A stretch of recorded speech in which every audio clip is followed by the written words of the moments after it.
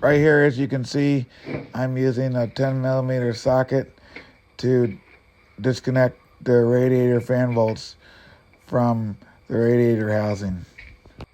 The radiator top hose has already been disconnected. All right, found a 10mm socket. Take off the radiator bolts.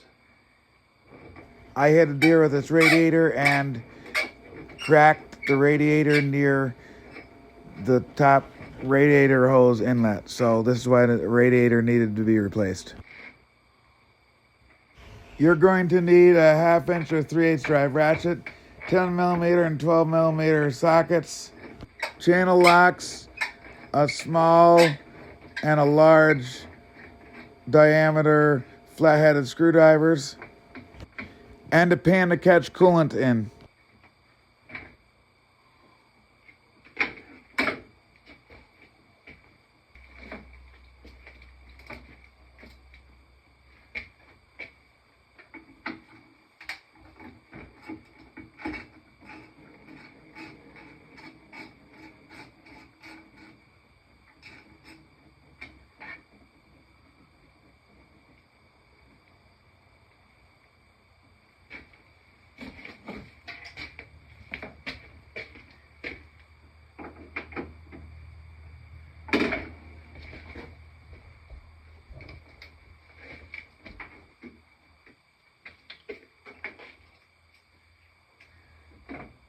$12mm to remove the radiator support bracket bolts. Right here, I'm removing the radiator support bracket bolts from the top of the radiator. They hook onto the top support bracket bar of the car, and that allows you to take the radiator completely out of the car.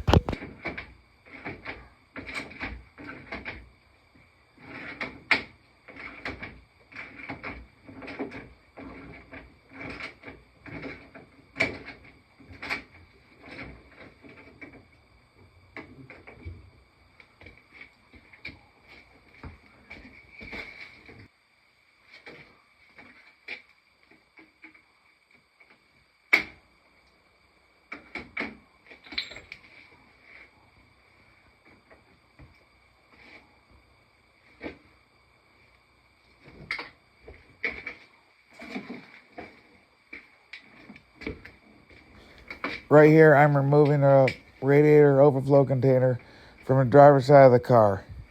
You're going to need a flathead screwdriver to pry the plastic tab off of the headless bolt, and then tilt the overflow container to the passenger side of the car and remove the overflow container from the car and disconnect the overflow hose.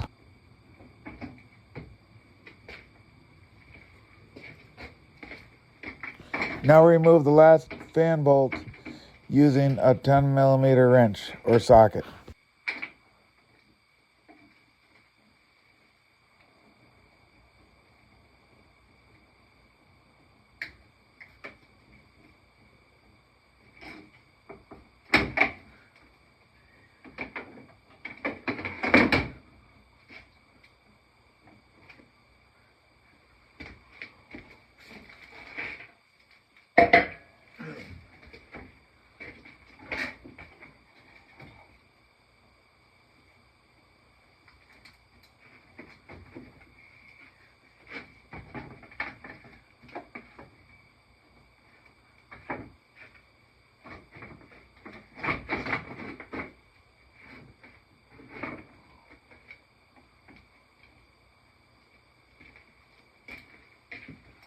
The passenger side radiator fan has a electrical connector on its left-hand side that you need to press the tab in with a screwdriver and pull the connector off.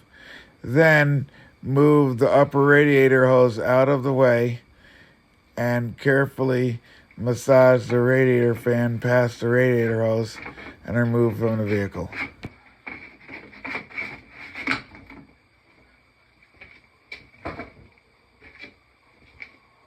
The driver's side radiator fan has a transmission cooler line clipped to the underside of the radiator. Disconnect this before pulling the radiator out and pull the radiator past the two transmission cooler lines, and you might even have to massage the radiator past the lower radiator hose to get it out of its place. Then remove them from the vehicle.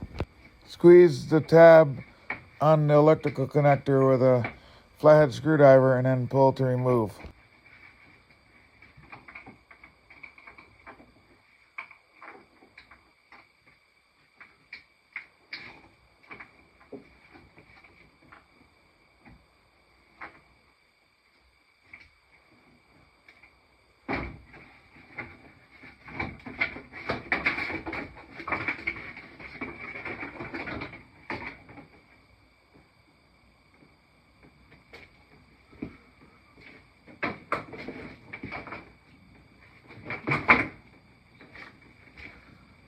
To remove the lower radiator hose clamp, hold back the clamp with a pair of channel locks and pry off the clamp with a flathead screwdriver if the clamp is rusted enough that you can't get it off easily.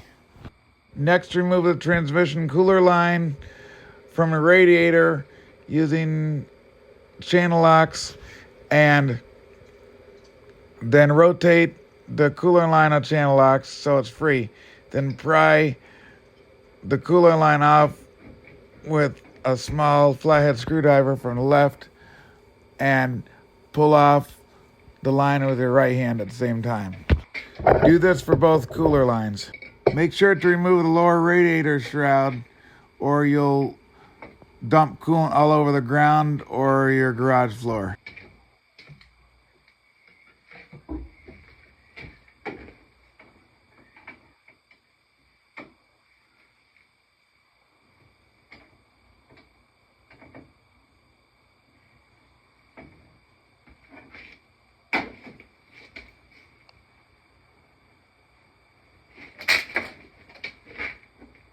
Don't put any metal tools close enough to cross the battery terminals or you'll create an arc and spark and possibly cause a hazard.